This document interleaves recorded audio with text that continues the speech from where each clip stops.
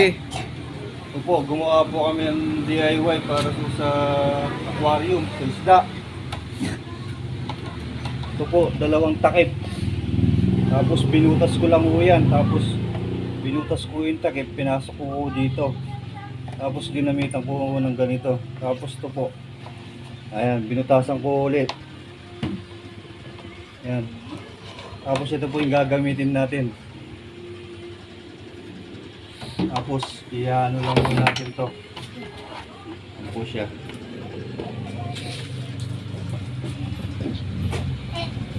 Ayan o. Tapos bababa lang po to. Kasi po ba.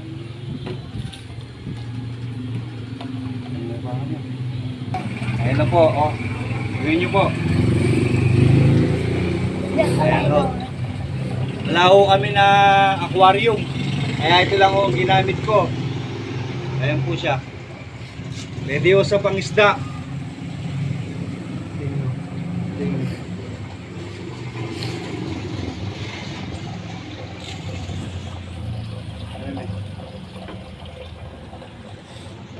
Ginawa ka mo. Ayan. Ayan po siya. Ayan po.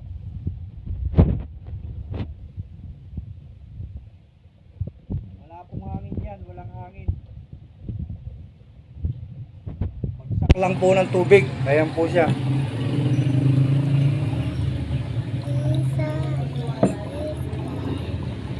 Ayan po. Oh.